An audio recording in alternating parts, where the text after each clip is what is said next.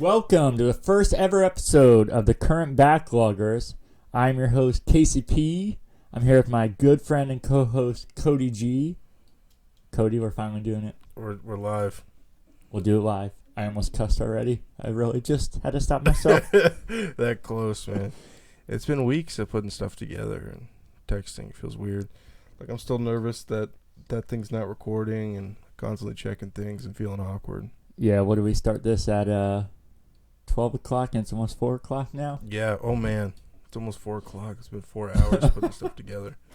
For our 5-second intro so far. Yeah. So I think we're well on our way. For sure. So I know in the past we've done things like this. And to mixed results, we'll say. And I think the last show was 4 episodes. I think so. Well, I think 3.5. Because we were recording the fourth one and it came out, but I think we shouldn't even release that one because it was talks and then an awkward argument. Was there really? I thought so. I don't even remember that. I feel like it's like passive aggressive, like us trying to get our points across but not knowing how to. Wait, I gotta stop and think about this. And then Wait, was it the I Am Legend? I thought it was. I might be mixing stuff up because this could have definitely been joking, but I thought it was when we were talking about Call of Duty and Halo.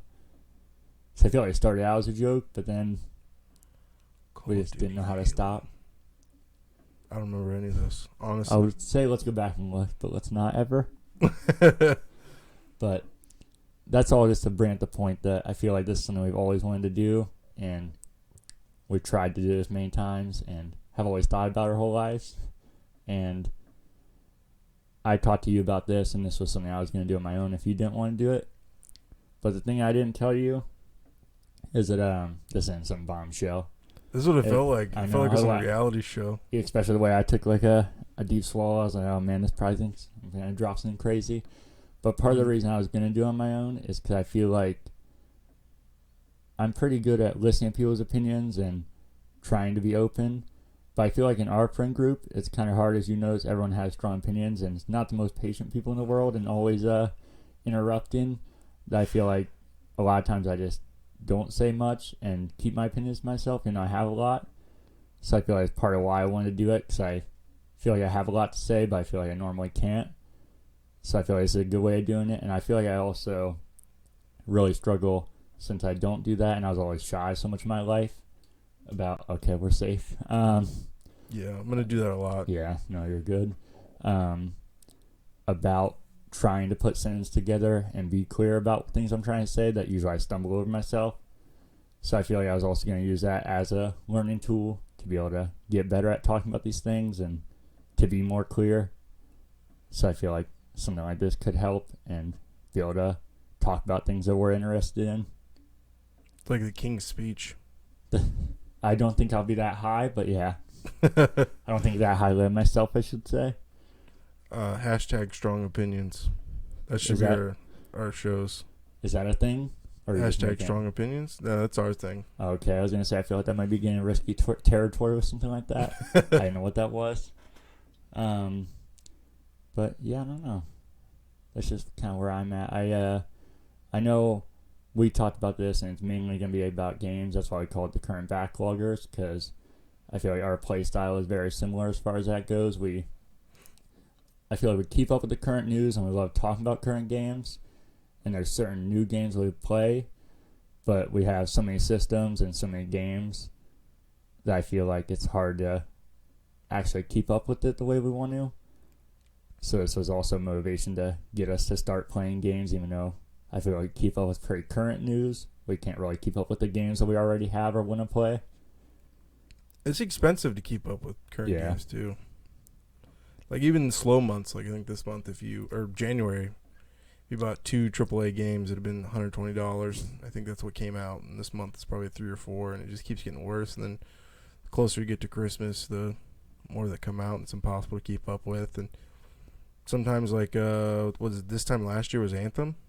Yeah. People spent $60 on that game that just a few months later you bought for $5. I was going to say, that's what I got it for. Yeah. And I still haven't played it. And good example of the backlog.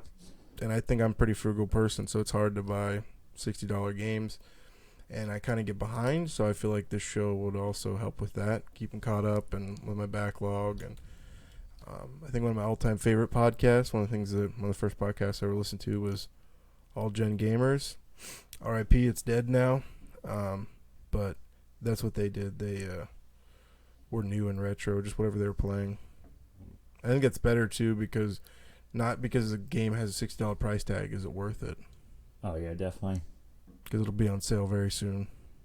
Yeah, and I feel like it's hard to gauge games as well because there's so many games that are cheaper price when they first come out that are well worth it, and vice versa. It can go anyway. Yeah. But yeah, I feel like that's part of what we talk about. That we also, I'm glad you brought up the podcast because I feel like we listen to so many podcasts that we kind of have an idea of what we want it to be like too. And this is going to be about games, but I feel like any good podcast where it's going to go off on tangents and talk about. I feel like we have many interests: music, movies, politics to different degrees for both of us. But I feel like there would be tangents like that. So I know it's a video game show, but probably a lot of nonsense in between. Yeah, and I think Cheap Ass Gamers, CAG podcast is a pretty good example of that. They kind of start out with what's going on in their life or movies they watched or musicals and all that stuff. Is I don't know his name, the guy with the super deep voice still on there? I haven't listened to it for a while. I think so. And then you kind of have he's from here, but he lives in Japan. Yeah, Oh, really? He's still on there with his. He's got a son now. Yeah. I remember he always just post cute stuff about him, but I haven't really kept up with them. He's pretty strict on that kid, man. Really? Oh yeah, it's kind of crazy. I guess it's kind of the Japanese culture. You're pretty strict with studying and video games. I couldn't imagine. I'm sure you grew up similar. Like my parents didn't care. Oh no, yeah, not at all. I just played so many video games and watched Rated R and played M games, and they didn't care. Yeah, I was watching South Park, Team America, playing Conker's Bad Fur Day, the South Park game. For sure. So like the worst in all those categories. Manhunt, GTA. Yeah, for sure. Oh, I'm already moving away from the mic. See, how dare you? I gotta train myself. I think we need to tighten up something on your chair too. I can hear it. You can hear it over there? Yeah, it's like, oh boy. Well, I feel like that's another thing that we talked about before this. It's hopefully it's something we keep doing weekly and be able to improve on all this stuff. And yeah, we have this amazing setup here, but it's beautiful. I feel like we might be able to improve somewhat. And you might want to bring the mic up a little bit too. Is it falling? Yeah, I think so. Yeah, it was higher up. High quality stuff around here. If you're still listening, I'd be shocked. Thank you. I wouldn't. We're gonna have a huge audience. We gotta have the good cop, bad cop. But that's another thing. I feel like we're gonna try and keep it a weekly thing because I feel like that's where we struggled in the past. That we would put one out and we were really excited, and then a month would pass, and then we would, oh man, we didn't do anything. Yeah. And I feel like if we can do that, it'll be good. Something that made me really sad was E3 came and went. And we didn't do it before or after. Oh, I know. Made me sad. I'm with you on that. That's actually something I'm already excited for E3, but something I've been making me extra excited about is thinking about doing like special episodes, trying to do every week. But I feel like we do our E3 and celebrate like the whole day every day. It'd be cool to end each day after everybody's leaving and calming down. If you want to stay each night, yeah, maybe. Record do you want to explain what you do for E3? Yeah, we could do that. Pretty cool. Yeah, so we have me, Cody G. I'm going to train myself not to call you anything except that. And a group of a ton of our friends. And we sit here in this very basement and get about 15 people probably. Yeah. And just have however long E3 is. Used to be 3, usually 2 days now. And just nonstop, everybody hanging out. And have a whole list of all the press conferences and just sit here the whole day doing it. And we put together a list of cringy or great moments that happen at E3. And every time we do that, then we take a shot of energy drink. And it just turns into madness, but it's one of the best times of the year. I literally look forward to it like I do Christmas. I think about it every day, which is probably a little sad, but it's true. You think about it every day? You think about E3? Oh, yeah. How sad are you when it's over? I'm really sad. It's like Christmas. I'm like, yeah, I mean, it's a little different because those things all of it's eventually coming out soon, so it's kind of a little different. Christmas, not like it's another whole year. It's another whole year till E3, but then you're excited about things that happened at E3. But yeah, the memories and thinking about how long it is again until that, especially with the news lately of E3 seeming like it's declining so much and so many big names dropping out, that makes me terrified of how many more we'll get like that. So you have Sony, and what was the other one? It wasn't anybody at Sony's level but Jeff Keighley, which I like him, but it's not really about a personal if you like him or not. It's that he's such a big name, has been at E3 for 25 straight years, and he could always command the biggest companies and pretty much put on his own press conference, like a mini press conference.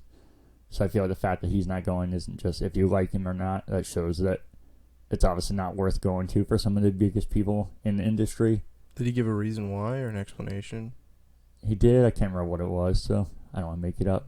And see, that's when we do this more, I feel like we'll be able to have stuff in front of us and be more prepared. But yeah, that's I feel like it was the normal PR thing about how he's attended every year and tried to spin it in a good way, but I'm sure that he was not being completely honest why he didn't. Well, I think, too, initially when I started watching E3, it was this exclusive thing that only industry was allowed to, and information wasn't shared like it is now. So it was an exclusive thing, and the thought process like, oh, I could go there if I was in the industry or hear this information, but now the way it's shared, it's constant, it's not as special, and now you can buy tickets and you can go you can attend it, so it's not exclusive anymore.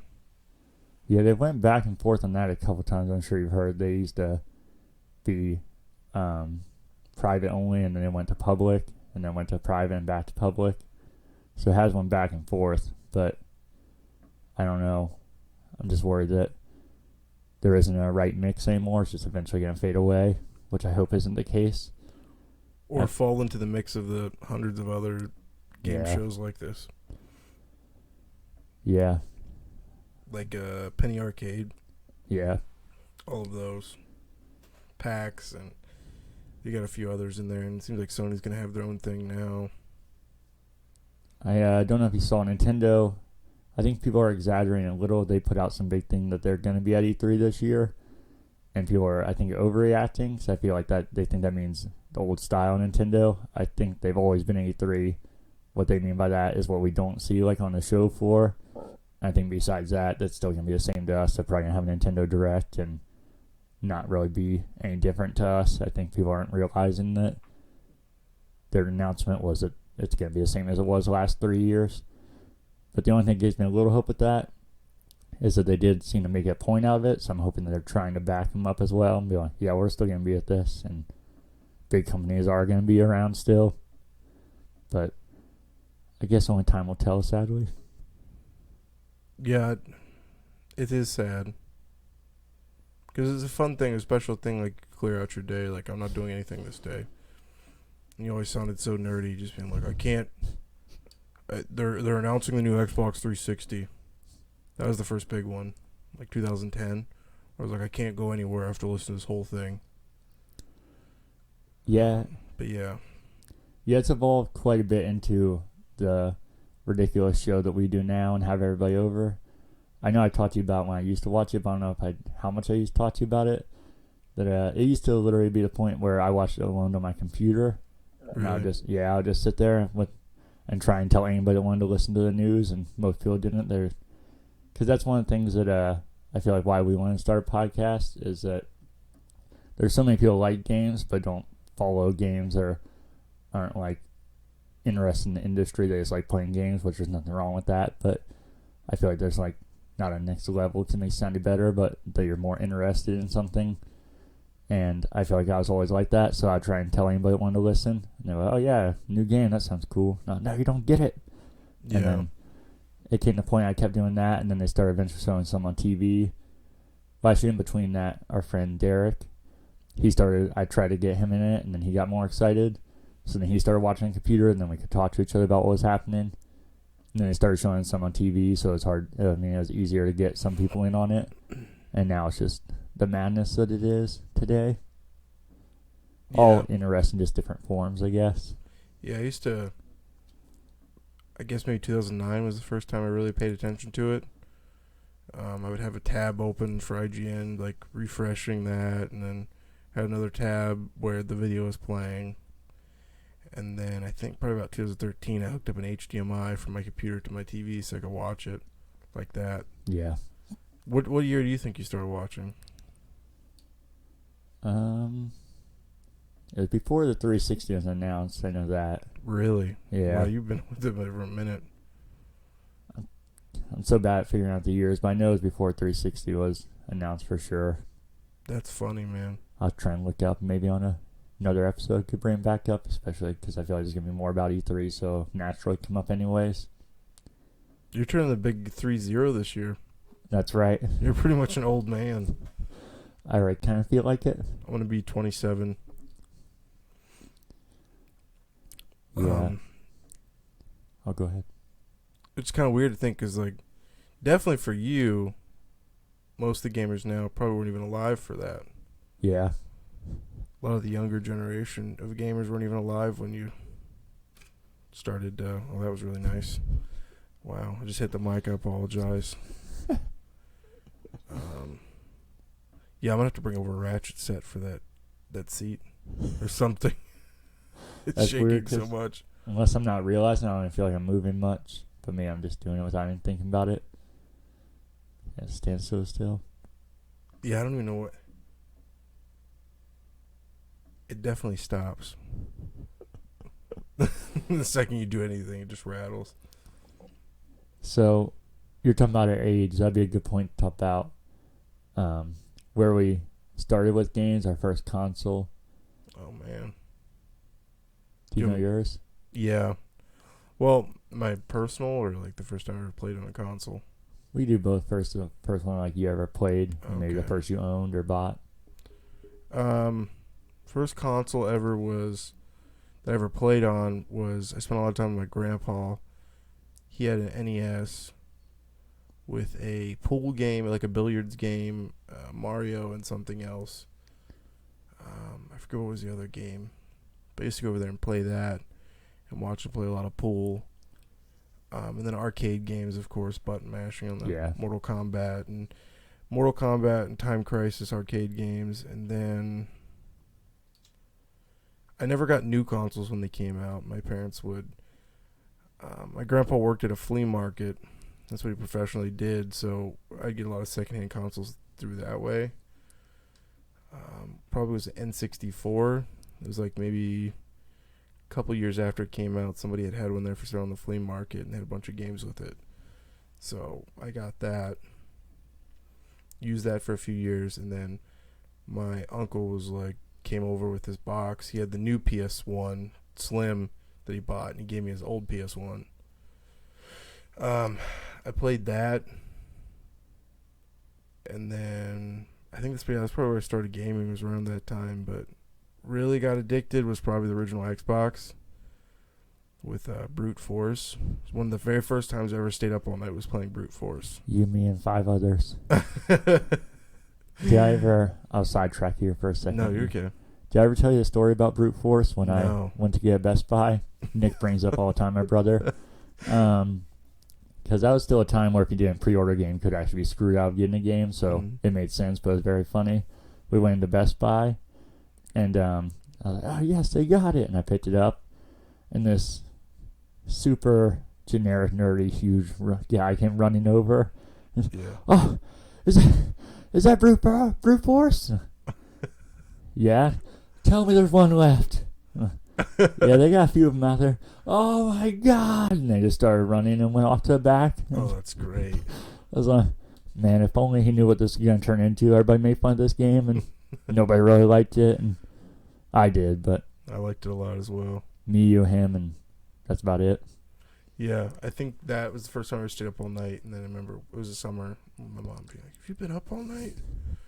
I mean, just looking like a crack addict. Just didn't even realize it was daytime. But yeah, that's probably where it started, is playing a lot. Okay. Yeah, for me, it was pretty similar. I know the first ones I ever played were the NES and Sega Genesis. I don't really actually know which one came first. I feel like obviously one had to, but I feel like for me, I just remember playing them simultaneously. I don't remember which one ever was first. Yeah. And I played those back and forth. Cause I played Sonic, then Mortal Kombat, then Mario. So I never know. They kind of just morphed together for me.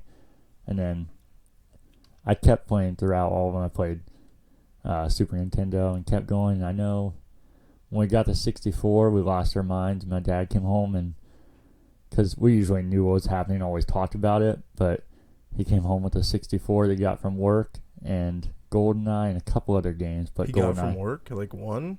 No, I think he said he found it, but I think he's probably bought it from somebody from work, but was just trying to, excite us or didn't want to talk about that or whatever.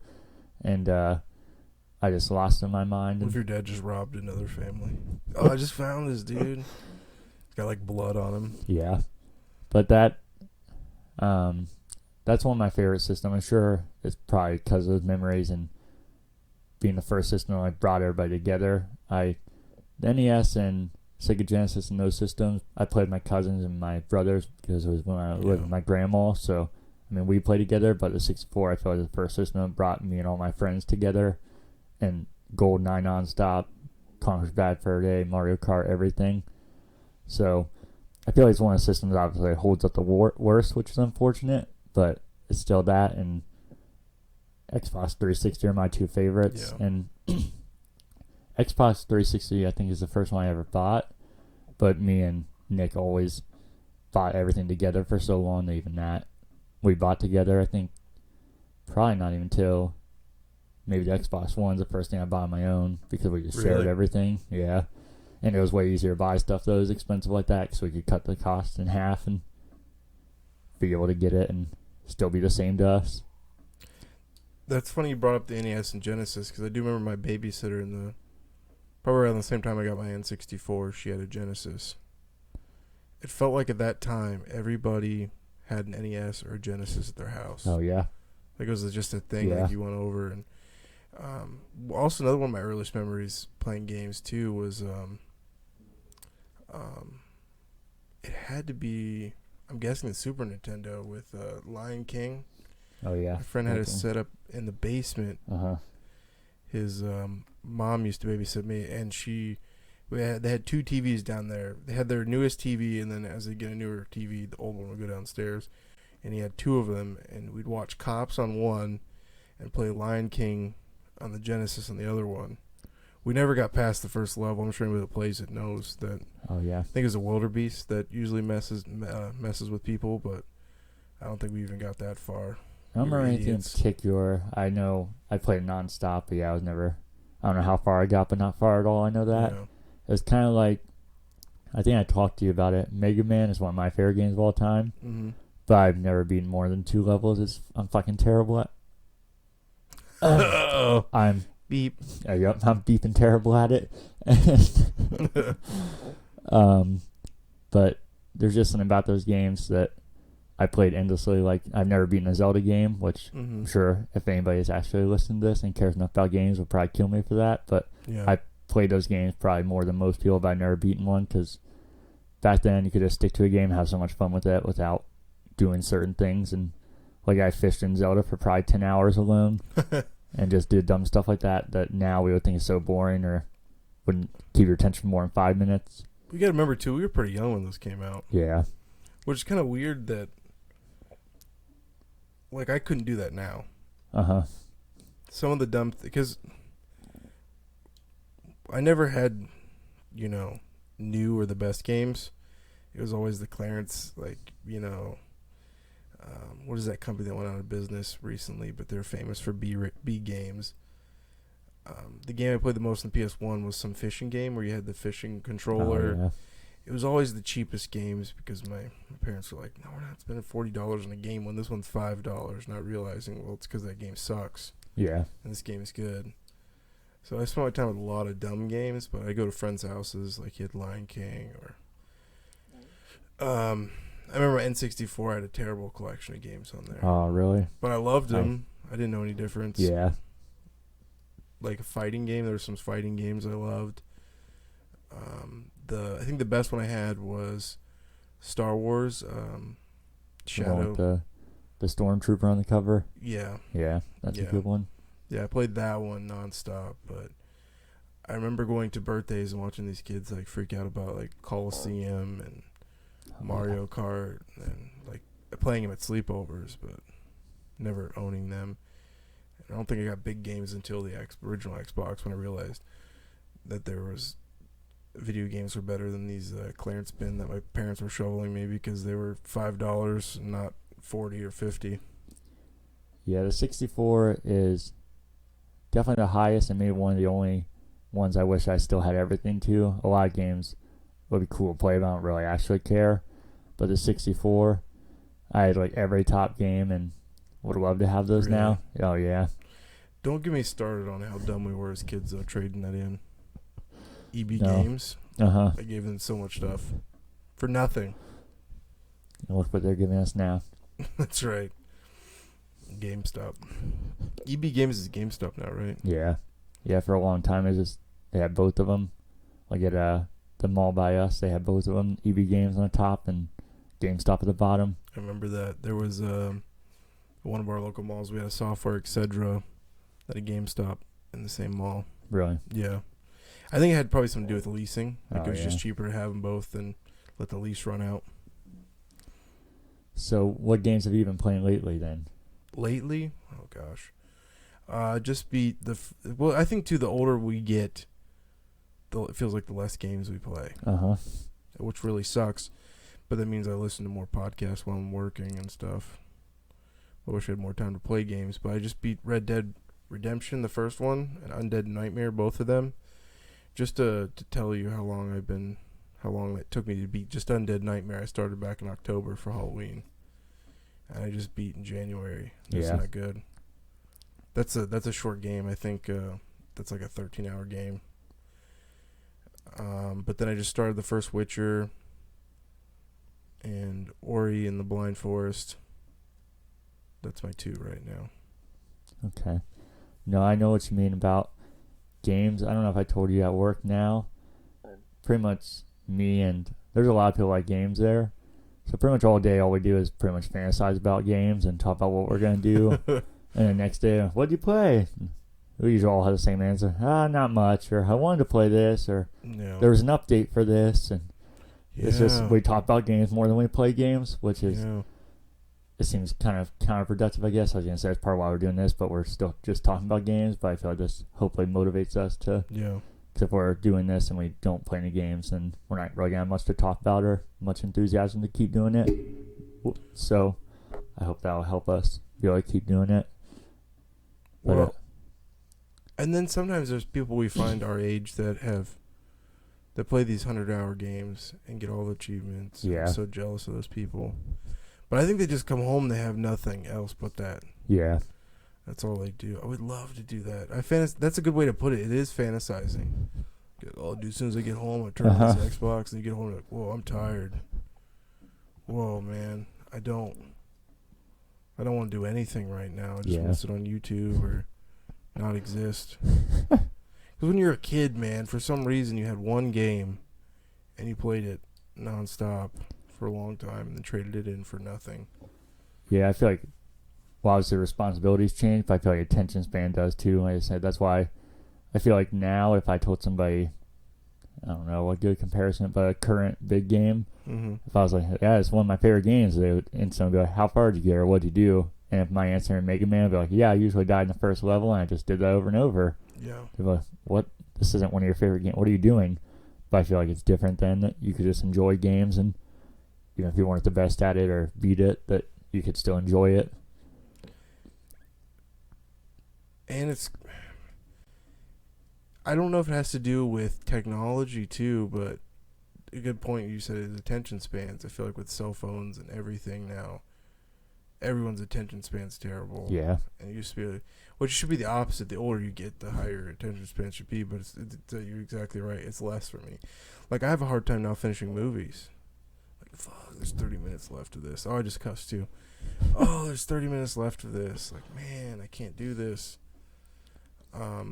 But then I realized too my time's valuable because I feel like some of these grind games where people are like, oh, they don't get good until 40 hours. You got to put 40 hours in it, and then you see it get.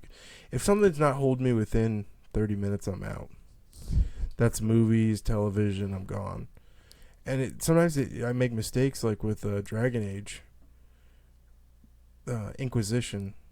I was like, oh, I should love this, and I started it and I hated it, and then I went back and played it, and then realized if I had just given it a little bit longer. Yeah. But I feel like games shouldn't do that. And it's your free time, so do with what you want with it. Yeah. If something's not holding me, I'm not gonna sit there and play it because this one guy loved it, or I feel like I have to play this to keep up with the conversation.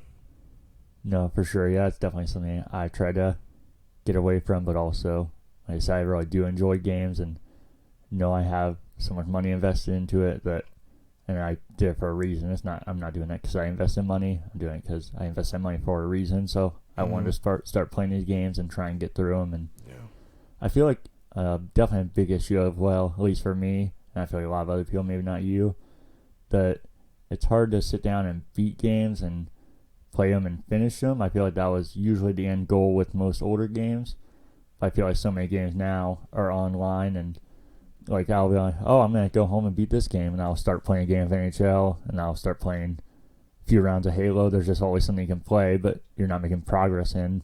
Yeah. But I don't think it's really wrong. It's kind of like the Mega Man thing. It's a different version of that. I'm having fun with it, so it's not really wrong if you're having fun, but you're never really going to make progress towards beating something that way either. So I feel like it kind of conflicts with each other. Yeah, and I mean, I think you're kind of there, but probably not as addicted as I am, but I love collecting physical media. So if I feel like, oh, I can't play these games, but I can collect them, I can put them on a shelf. It's a lot easier to do, and I get a lot of crap from my family and girlfriend because they're like, you're never going to play this. And it's like, yeah, but I get to put it on a shelf. You see my shelf over here? There's 300 games on it. And I love physical media. I think digital is terrible, and I hate it. But it's convenient. It's nice, and it's cheap. I was going to say, I feel like I'm kind of in the middle. I do love physical, and if I could always just pick one without any difference, I would. But yeah, it is. I kind of go digital sometimes without even realizing it now because it's just so easy to have all of it loaded up, and it sounds lazy to not go through a game, but that's an extra step that you might not do. Like I said, just to start a game, it's right there, so it makes it a lot easier to do that. You know, especially. Oh, sorry. Go ahead. No, you're good. Especially for if you're taking it somewhere, or like we always just do, traveling with friends. You don't have to lug everything along. It's just all there, ready to go. And you know how cool it is to invite people over and be like, come check out my game room. And for people who don't know, game room is a common term that, you fill this area with your hoarding issues. And you invite them into this room and you're like, check it out. And it's cool to have people come in the room and be like, whoa, you have this, I remember this, or whoa, look at this game, or whoa, look how much stuff's in here. Like that's as a collector, I feel like I have my own museum, which is so dumb to talk about because I feel so dumb right now. But I love being like, dude, you want to check out this room in here? And then I show them, and then they're just impressed. And you can't be like, hey, dude, let me turn on my Xbox, and then you go through pages of games like, look at this. That's not the same effect.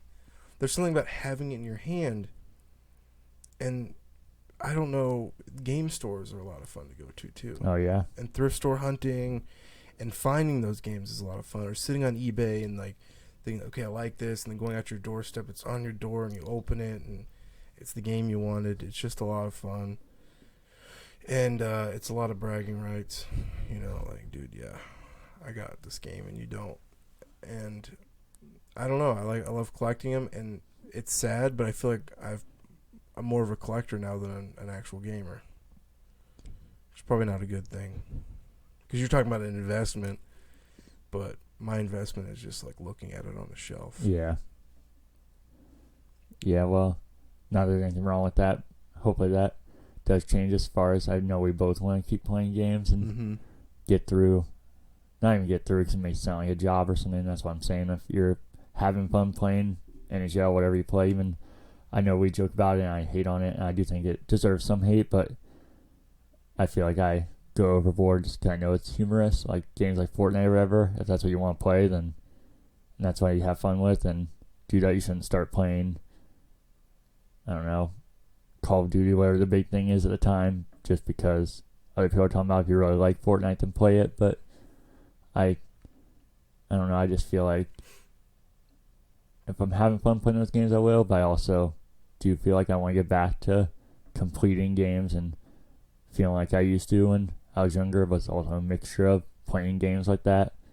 I feel like I just fall into the same trap of playing the same games over and over. Yeah. Instead of playing these games that aren't a job.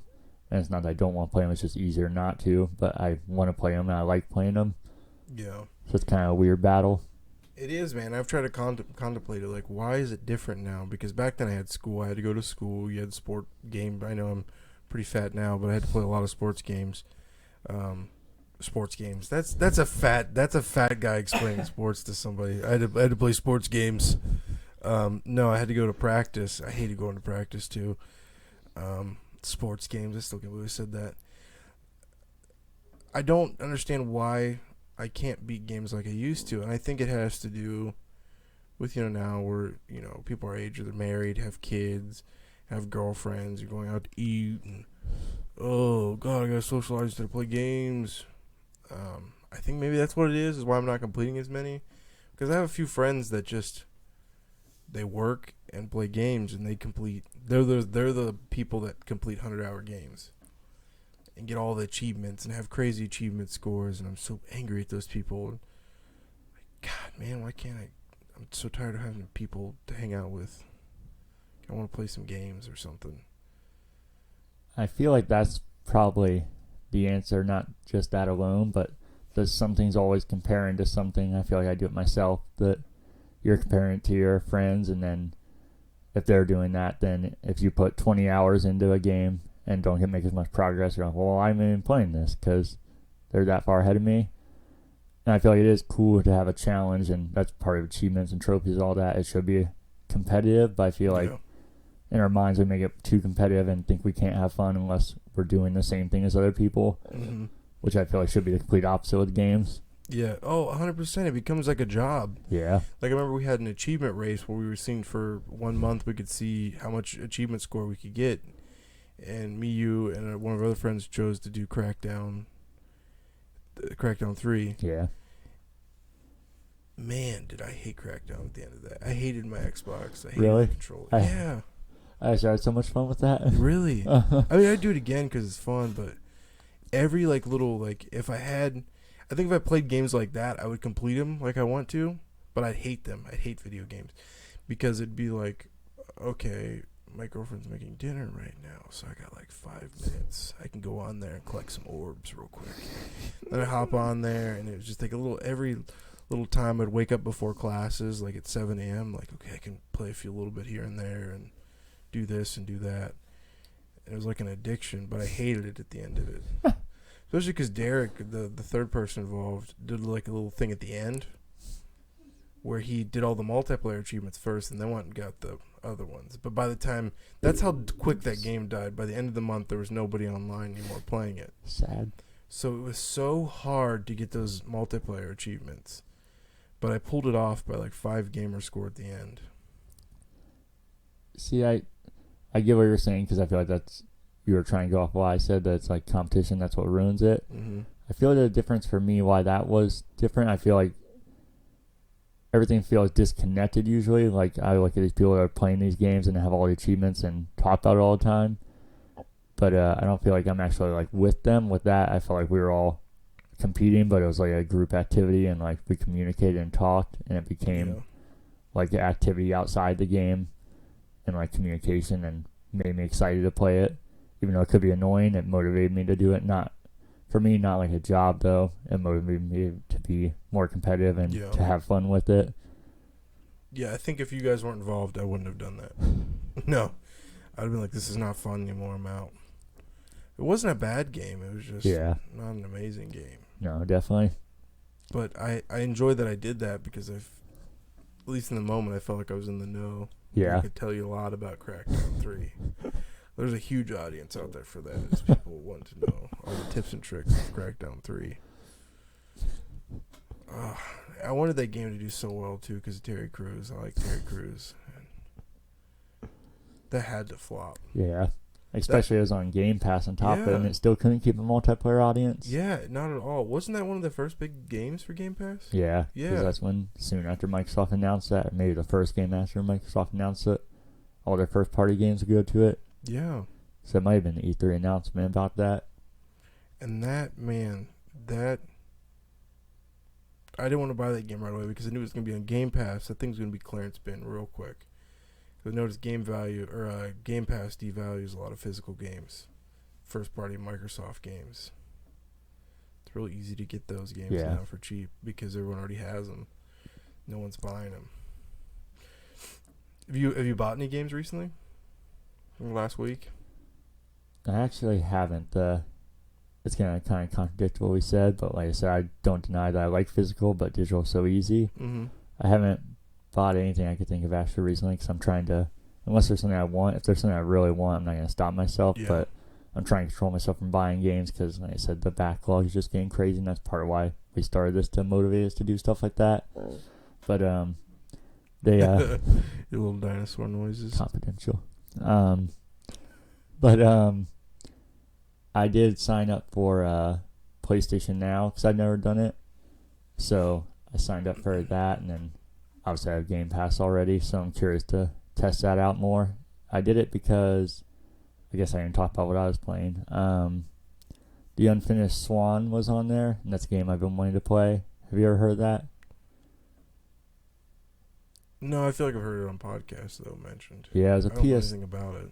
It was a PS3 game, and it was an indie game that blew up out of nowhere. And the reason I heard about it actually on Podcast Beyond all the time. They used to hype it up. It was like when Colin and Greg were still on there. That's how old it is. And I was always curious about it, especially that I liked them. I wanted to give it a chance. And I just never did for some reason. But I looked up, I know I told you about the game What Remains of Edith Finch. Yeah. Which I'll go a tangent on that another time because I know I've done it a lot lately. But I'll have to sell that game some other time. But this is the same studio that made that game. I was looking what else they made because I liked them that much. So I was trying to see if they've ever made anything else. And that came up and I was like, oh, they made this. So I was like, I gotta try it now. And they gave it away on PlayStation Plus, but I guess I missed it, which I can't stand doing because I told you how that bugs me so much because I know a game was free and then I gotta pay for it. It's just one of my biggest pet peeves. Yeah. But it's not like it wasn't good enough that I wouldn't pay for it. It's that I know it was there and I missed my opportunity to do it is what bugs me. The way I look at it, though, is those games are like you didn't want them, but you're like, they're free, I'll try them out. But something that sounds like really good to you, I feel like you're supporting the developer. Yeah.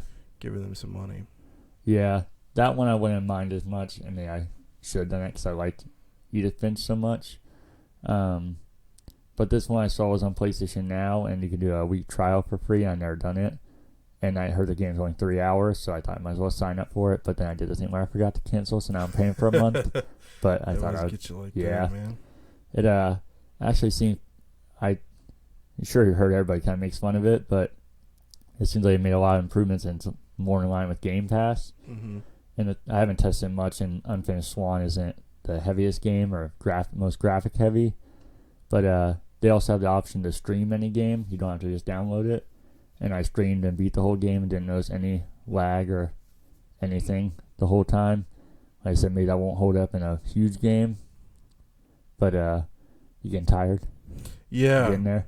I'm sorry, I don't mean to keep yawning. Oh no, you're I talking. To me. I'm glancing away, but the truth is, I'm looking at the cameras, make sure they're still recording because they stopped recording a lot before we did this. Yeah. And I'm yawning just because we've been up. No, I know. Yeah, it's almost 5 o'clock. It's almost 5 o'clock. Holy cow!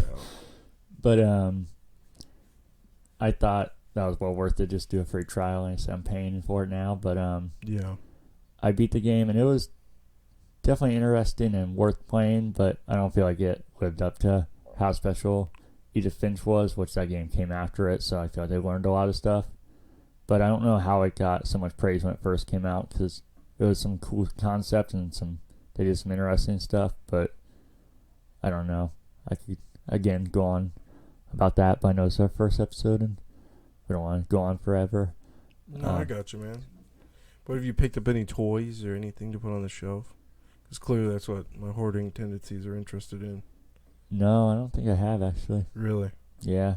I finished that game. Like I said, did a standby of always playing NHL, Halo, all the games I kind of rotate through. I feel there's like 10 games I rotate through consistently, and then games that are on the backlog that I want to beat are games I consistently try and work on. But I finished that Edith Finch, like I said, and then Enslaved. I know that's another older game, but did you play it? No, but between you and Metal Jesus Rocks, and it seems like everybody's played. It's like, dude, have you played that? You played this? It's fucking, it's beautiful. I just cussed again. It's beautiful. It's gorgeous. So I picked it up on the 360, and it's another current backloggers. Backlog. Yeah. Oh, that kind of was for me. Even that was one of the games I got on PC, and that was one of the games that broke my PC the first time because it couldn't run it, even though that was not that impressive when I got it. And it was really cool, but it got put off. I actually looked at my trophies on Steam. My first one was in 2015, and the one I just got a few nights ago was in 2020. Holy cow, so 5 years. I went on YouTube and watched all the cutscenes again, the ones I missed, because this had been so long. I actually kind of remember more than I should have, which was weird. But, yeah, I feel like it's a little outdated now, and some of the stuff doesn't hold up. I can feel like you can see all the stuff they were doing that nobody really did at the time. Yeah. And Andy Serkis, the guy that played Smeagol, is the main character, and he's motion captured in it and voice act the character. So I feel like that makes it a lot more interesting. So I feel like by next time we talk, hopefully I'll be done with that, because like I said, I do want to make progress on part of what we named this podcast after. Yeah. Yeah, Witcher 1 is the one that I just downloaded on Steam. I got it ready, going. I got it free on GOG, and like I told you, I thought I could get Steam, put it on my Steam with no problems, but I guess there's a newer version. Kind of makes me sad. Yeah. And what else did I say? Oh, Ori and the Blind Forest, man. I'm really trying to stick in there, man. I'm playing it on my phone, which I think is an issue. There was nothing more than I wanted with my Xbox on my phone, and now that I have it, I feel like the screen's too small. So I'm going to try to play Ori on the big screen, see if it gets better, and play that again. But physical, what I picked up recently, just today at a thrift store, I picked up, is it Peter Molyneux? Is that how you say his name? Peter, you talking about Fable? Yeah. Peter Molyneux? Yeah. I made that sound like he's from Hawaii or something. Peter Molyneux. The Lionhead Studio. Yeah. I picked up their Black and White 2 on PC, physical. There was another game they had there too, but I'm trying to chill on buying games. So I avoided it. But then there was something else too I picked up. I can't even remember. This is how when you become a hoarder, you forget what you buy.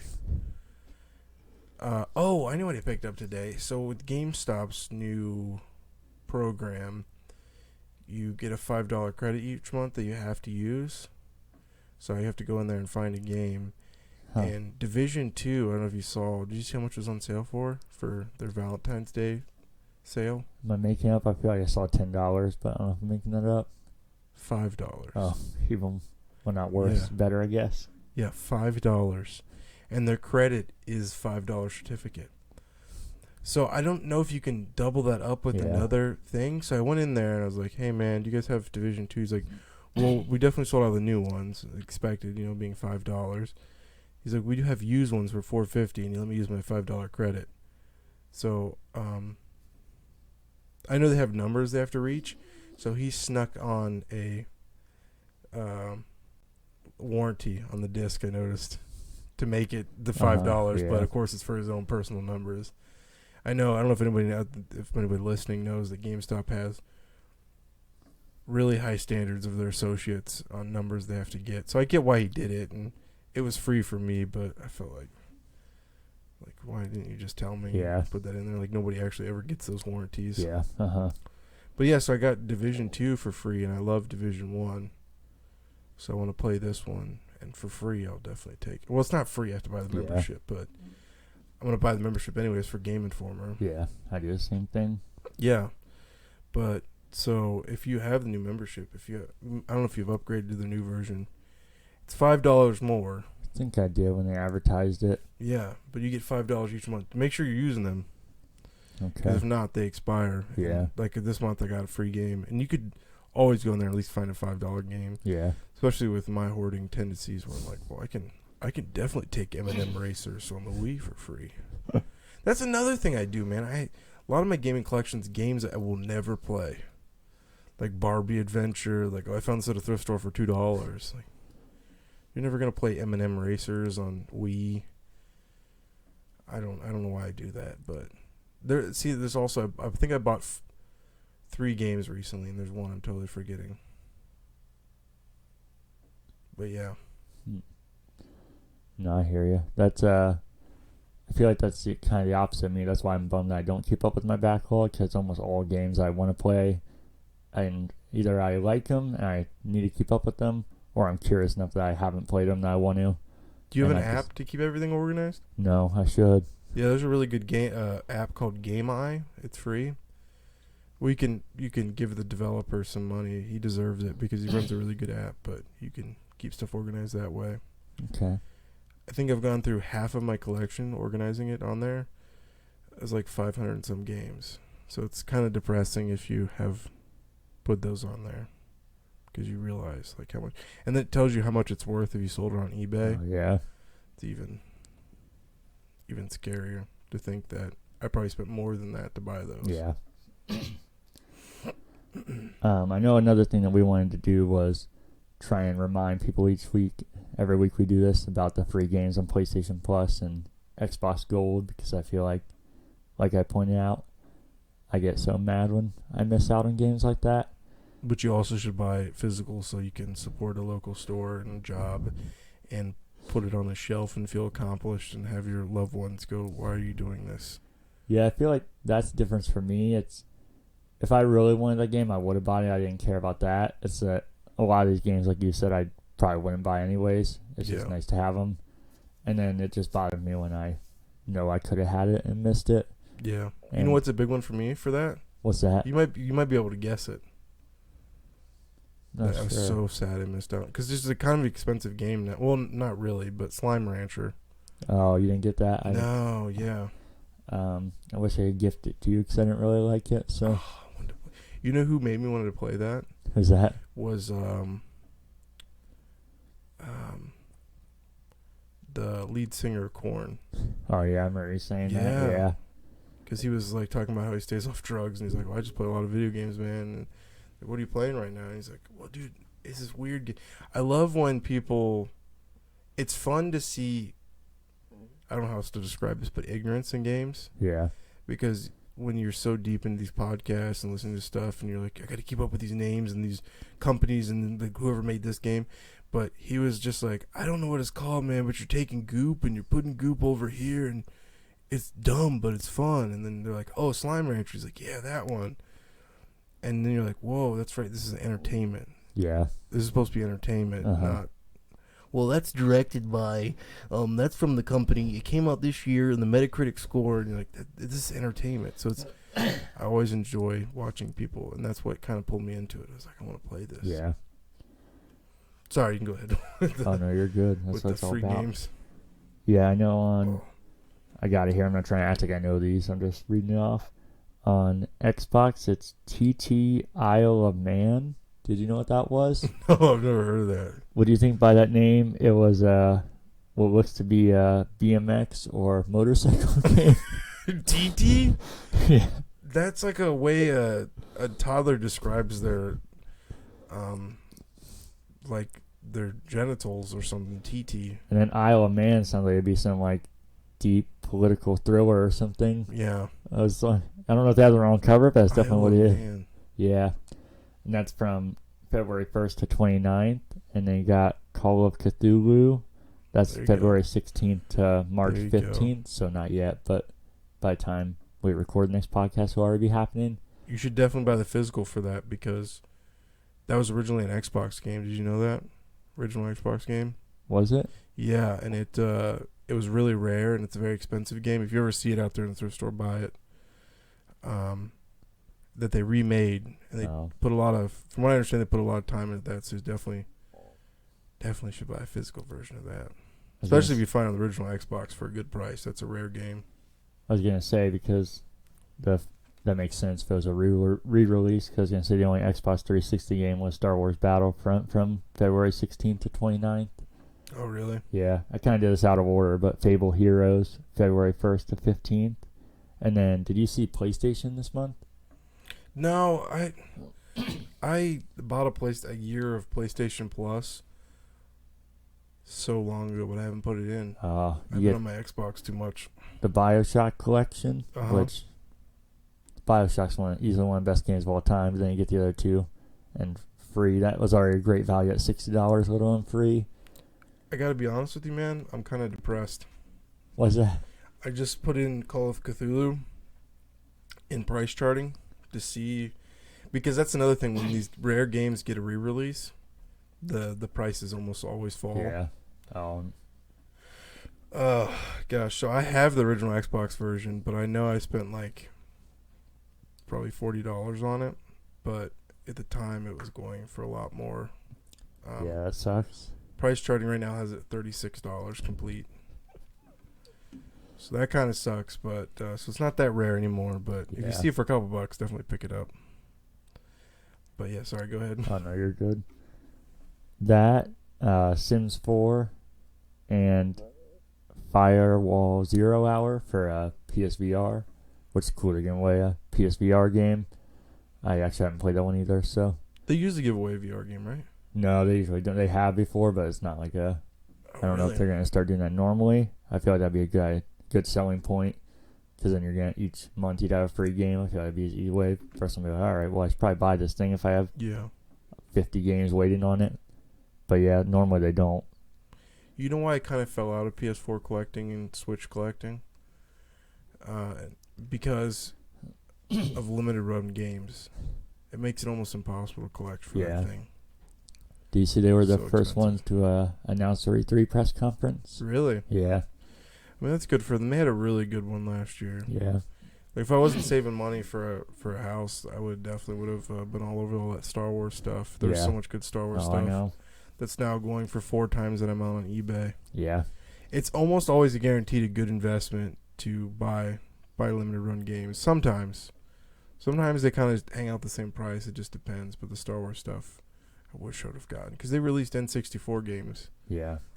I think they did that, the one we're talking about, didn't they, with the Stormtrooper on it? I think it was a Shadow or something. I can't remember. Yeah. I actually put on a separate note on here. The BioShock game, it reminded me of the PlayStation Plus. You told me there was a game that was like BioShock recently. Yeah. Do you remember what it was? You said check it out. Thought that'd be a good point to bring it up. BioShock. It was like BioShock. No, I don't remember. Oh, man. Oh, you were asking me. I thought you were like trying to... No, yeah, you said there was some game that was like BioShock and I should play it. Was I playing it as well? I don't think so. I think you just said you saw it, maybe. That's going to bug me now, because I know what you're talking about. I just don't remember what game it was. Ooh. Spike the mic.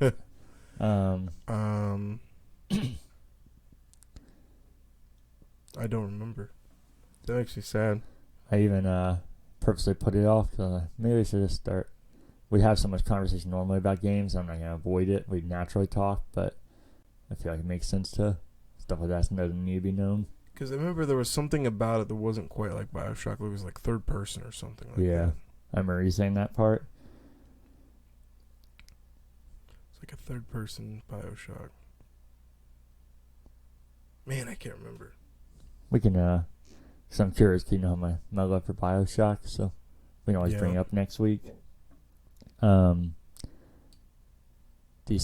Sonic comes out today, as it were, now. Yeah, I think there's been a couple showings of it already for Wednesday.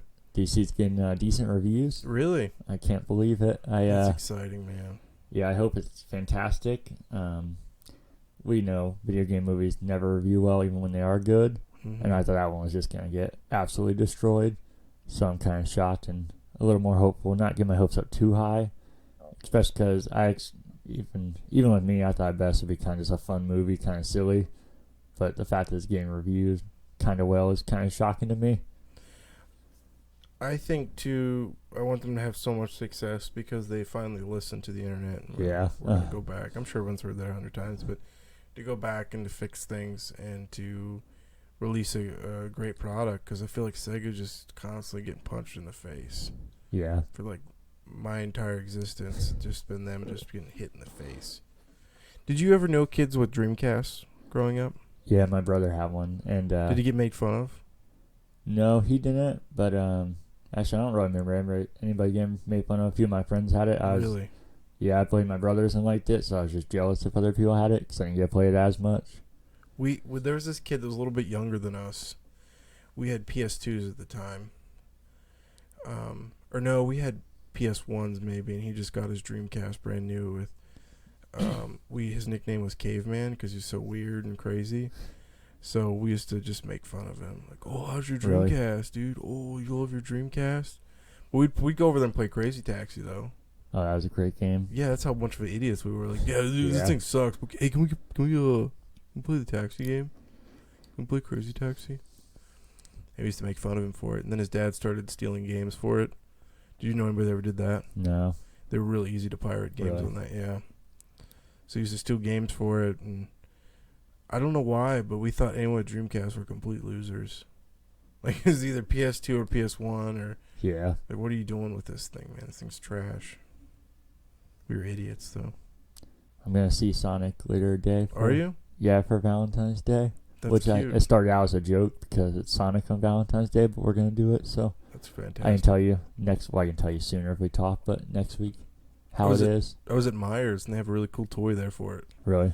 Yeah, like it was really hard not to buy it because I need one more thing to put on a shelf. It was like a Hot Wheel track, but you get a Sonic and a ball, a clear ball. Oh, yeah. So you can just loop around the thing. That's so awesome, dude. I think it was Stage 1 level, or is it World 1, Stage 1? Zone 1. Zone 1. Yeah. I'm a huge Sonic fan, clearly. But I wanted it so bad. Another thing I had on a separate note, Dreams comes out today as well. Yeah. I know I told you in person. Well, first I should say, me and you both listen to a ton of podcasts that we talk about, so I feel like a lot of what we say is going to be referencing, especially sacred symbols. I was about to say that. Yeah, we're huge Colin Moriarty fans, like Chris Ray Gun, and I've had plenty of podcasts we both kind of listen to separately that we're going to bring up a lot of stuff and go off it, and usually agree a lot with them as well. That's part of why we like them, but not agree because we listen to them. And one big disagreement I have, I told you, but I don't know if you remember. And part of why I wanted a podcast is to talk about stuff like this and see how it holds up or is wrong. I know Colin's really not against dreams. I know he wants to succeed, but he thinks it's going to fail. And I told you, and I still feel like it's going to be a humongous success. Maybe not right at launch. I wouldn't be surprised if it doesn't so well. Slow burn. Yeah, I feel like it's one of those games that's going to blow up with like Twitch and all these things that people are going to see what you can create, and it's just going to blow up into something massive and be a huge success. Yeah, I don't know if you remember Mario Maker was like that. Yeah, and Little Big Planet, I feel like kind of in the middle because everybody did have high hopes because it had an actual campaign to it, but I feel like it definitely got upped by the fact that people saw what you could do with it, and it's the same developer, obviously, and I feel like this is just going to, maybe not right away, but I feel like it's going to be a humongous hit. I hope it is because I like them. I love Little Big Planet. I'm really curious about trying it. You think some of the most successful games that's ever been, like if you look at the top sold games, all of them have been slow burns. Yeah. That's what you want, is a good slow. If you want a super successful game, Minecraft, Tetris, Fortnite was a huge slow burn. Oh, yeah. And it takes a while to get into pop culture, so I think if you want something like that, that's definitely what you want. And I could definitely see that happening. And I'm curious too, man. GameStop was advertising a bunch to pre-order it. Oh, really? Yeah, I'm curious because I loved in high school. I was really cool kid, and I joined this sport club. Oh, yeah. Probably from like sophomore year to senior year as part of the sport. And at that point, sport was so old too. Oh. Or it wasn't so old. It might have been, I don't know, a few years old, but yeah, we were definitely the cool kids. But we had a sport I love Spore, and it feels like a better, more fleshed out version of what Spore had done. It's one of those games I want to try before I pay. Because it's $40 now? Yeah, 40. That's not too bad, though. No, especially, I know you don't have PSVR, but do you hear they're doing PSVR as well? Like, added on to it? I would love to have a VR. Saying no signal over there, I think we're safe. Oh, the PlayStation turned on again. Oh, no. Too bad our camera's not over there, huh? The PS3 just turned on and took over the... There's all this Dreams talk. I wonder, is that because it's updating? Do they need to turn on and do that? Because if not, there's a ghost here, and I don't believe in ghost. It says currently automatic update is in progress. I don't know why I need to turn on, but I guess it doesn't have all the features the new systems do. Why does PS3 still getting updates? That's kind of weird. Yeah. It does almost every time I use it, because I don't use it as much, obviously, so almost every time I play, there's an update. I hate this. If I was down here by myself when I started doing that, I'd lose my mind. Yeah, it's done that play a few times, and it's even worse when I'm playing games. Like, whoa, what's happening? I'm like, did I hit a controller? And there's nothing around me. Yeah, it scared me. I thought this stopped recording. I did too. Oh god, no signal. What's it saying again now? Who knows what's happening? Will it switch back to the PC, you think? Probably not. Should we find the remote? Yeah, we can do that. You want me to do it? Yeah, you go for it, because there's definitely a ghost over there. Okay, I'm going to be trying to be quiet. Oh man, wait till you take these off. Feels like you're in another dimension. Really? Now. I bet. Casey's going to turn off the put the PC back on after the ghost. Ghost is like really into PS3, man. He hates Microsoft. Oh wait, that's the wrong source. Don't get too scared yet. I just got really scared. I thought, oh my gosh. Wait, I always do that. Oh no, is it still drum roll, please? Is it still recording? I guess the listeners know because they can still hear us. Oh gosh, it's not turning on. The ghost just got tired of listening to this terrible podcast. We'll just turn everything off. This is sad.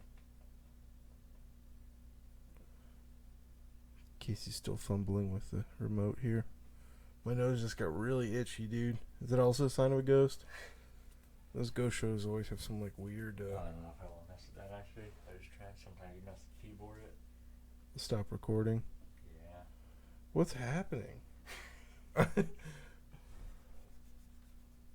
Is it? You sure it's HDMI 1?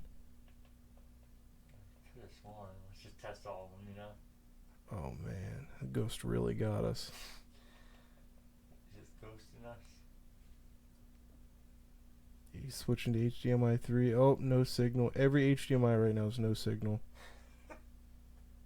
What the is your PC on? It's got to be on because the camera's on. Yeah, it's still on. It's still on. Maybe unplug the HDMI, plug it back in. That's some top tier IT support. Just unplug it, plug it back in. Well, I could actually work. I just didn't want to mess with that and ruin everything. I see myself. Is it still? Oh, it's still recording too. Wow, you're not as shocked as me, listener, because you already knew you were listening to that whole adventure. That was creepy, dude. I get really creeped out by like ghosts and stuff. Do you? No, just I don't believe it at all. You don't believe it at all, dude? No. Oh man, there's some crazy stuff that gets me sometimes. Yeah, I'm not like a denier. I just don't believe it. There's something happened that changed my mind. I would believe it, but say that out loud. They're gonna hear that. They're gonna be like, you know what? We're gonna show you. PS3 turns back on, or our podcast gets deleted. Oh, jeez, man, don't do that. Especially after I leave and it's like 5 a.m. and you're and you're all alone. Like, oh, you don't believe, do you? You're laughing now, but later you're gonna be freaked out. Next podcast, you're gonna be a believer. A believer, dude. There's been some times, man, where I know it's got to be all in my mind, but I get so creeped out. Especially being home alone. Oh man, don't get me started. Right now, there's a thing to our alarm systems. Not like we'll set the alarm, come home, it's off. Then Renee goes, "Someone's in." Renee's my girlfriend. "Someone's in here," and my mind is like, "There's somebody in here." I get so freaked out. Yeah, sometimes. Danielle does the same thing. My girlfriend, and I'm not solely the contest. My girlfriend. I was like, yeah, that's not it. No, I think so. Oh, nope. So yeah, I don't go for it all. So now I'm like loading guns. Like, where do you think he is? Like, I think she knows something I don't know. Like, she's trying to secret. Like, he's over there. Yeah, she always tries to feed me into. I'm like, no, that's not happening. Somebody is in here. Completely off topic. Well, going off of that, but completely off topic of games. Did I ever tell you when we went? Oh, I love your story. So I get so excited when you tell a story. Like, did I ever tell you when we went to the cabin together and it was kind of that scenario where she was telling me something was happening and there's noises. Did I tell you about this? Wait, yeah. I think I know the ending, but I think the listeners, I don't want to spoil it. You should tell it. So we were at this cabin and she kept saying she heard noises. She does this all the time, is always worried and anxious. So Yeah. I try and calm her down unless I actually believe it. I don't ever fake it. But I was like, I don't hear anything. You didn't hear that? And I was like, no. And she, you didn't just hear that? And it kept happening all night. And I was like, do you think I heard some? Did think I heard some that time? And she was like, look, it's right there. And no. Mouse just running across the counter. And then I was like, oh no. And then so then it got lost, and it was the worst thing where it was like, oh great, now where is it? We know it's here, but you don't know where it's at. And then all right. And then, oh god, we heard it again. It's like a couple hours passed. Mm-hmm. Now, where is it? We opened everything, and we opened up the silverware drawer. And I wish I had a video. Like Ninja flipped out of there, and it went. It was like, we got a camera here about this high. Yeah. And he's got his hand about 4 feet in the air. And then from that, he flipped about probably another foot up, and just went straight on the ground, and then just ran away. What is this thing? And then we kept seeing stuff was happening because we had like Cheez-Its and stuff, and they started getting eaten. So that's disgusting. So then I'd have bought a pellet gun, just sniped him. Then there was mouse traps. So one got it, but it didn't die. So you could. And then I called them in, so I'm not gonna deal with this. And they were already paying for all this, and they came in. I don't really think I can handle that. And then they left. So the mouse just sitting there, slowly dying. They said they couldn't handle that? He said he wasn't getting paid for that or something and left. I can't remember exact wording, but he doesn't get paid for that and left? Something like that. And then... was this a resort? Yeah, it's in the Hocking Hills. So, yeah, it's like a resort area.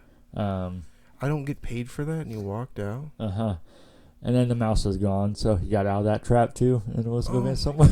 What the heck, dude? Like a Terminator mouse.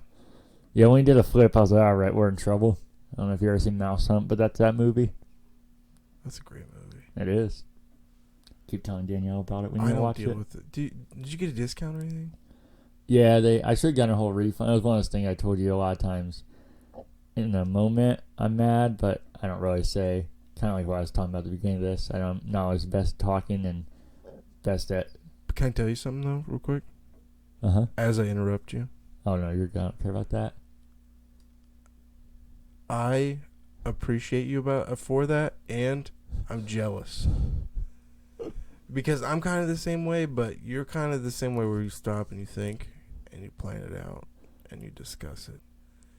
And I, on the other hand, keep it in, and then go home, and like while I'm like trying to fall asleep, I'm like staring in the darkness, just, I should have said this.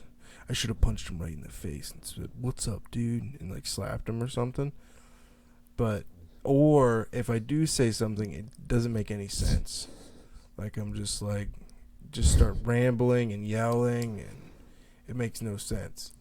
So I am always jealous of you being able to hold that in and keep your composure, because I think in the long run you win. No, because that guy looks like a huge douchebag. Yeah, you look like the hero.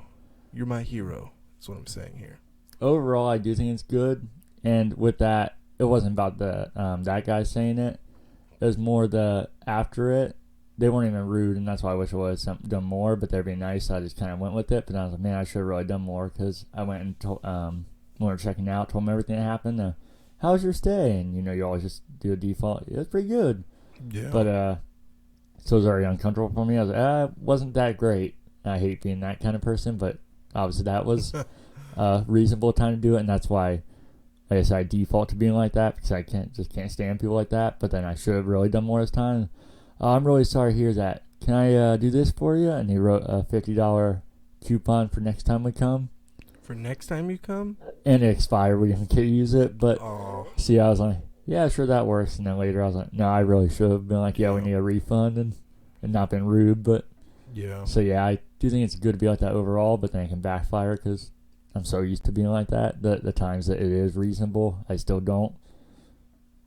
And that's why we won't get in the whole another story about one of our vacations right now, but the CC's thing, that's when I was doing it different that time. I was like, okay, I gotta learn from the times that I should be doing this. Yeah. That was another time where I just, because we were both involved, and I just once again started yelling and making no sense, and all you hear is this crazy man yelling and just saying random words. Just, did the mouse scream? No, I wasn't doing that. Not that I remember, at least. I would just would have stomped on it. Like, okay, I'm putting this thing out. Yeah. I can't do this. Oh, man. Is there anything else you want to bring up? I feel like, yeah, we went over a lot. How long has this been going? That's what I was wondering, because we have no counter. We don't even know. Oh, it doesn't show over there? No. Because I feel like it has been pretty long, and I feel like there's plenty more we could get into, but yeah, I feel like the stuff that I had saved, I could for further episodes. As long as you're sure you're good with that. Yeah, because I feel like I was talking about the games. Or game history was like a story, and I could start off with one of my other stories. Like my conspiracies and fear of Chinese investment in the United States, especially involving video games. And how GameStop is slowly turning into Chuck E. Cheese. Or these are actual notes I have too. If I ever die and people read my Google Drive, I'm gonna look like a complete psycho. None of that makes sense. It's like all coded like GameStop. It's like people have those pinned up papers and they kind of connect stuff. I look like a crazy person in Google Docs. I'm like Chuck E. Cheese equals new GameStop, and Chinese investment into U.S. is evil. I look like Alex Jones or something. What was the other thing? Oh, about games being fixed after they're released with BioWare and Anthem. That one's probably look like a normal person in that one, but these Google Docs make no sense. Even sometimes I'll write it down and 5 minutes later reread it to see if it makes sense. It doesn't make sense to me either. It makes no. Hold on. I can read you. Let me find a good sentence in here to read you on one of my Google Docs. Let me see here. Let me go on Google Docs. We'll leave it at that. Oh no, you're good. But these sentences make no sense. Look like a complete like a shoe bomber shit. Okay, here's my notes for the Chinese taking over America slowly but surely. I gotta find a good one here, this is a good one, bud. You ready for this? This is an actual sentence in this. I can't even do this with a straight face. Hold on. Parade Americans on stage and play YMCA while having a backdrop of the Minions in Santa Claus outfits laughing. That's the full sentence. Sounds like a text you got from a certain friend. It does.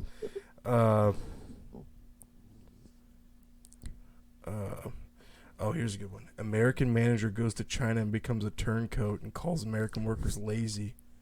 Shows military-styled factory and tries to do the same in America. Fails and he's cringy. That's another one of my notes. It doesn't make any sense to anybody. I liked it.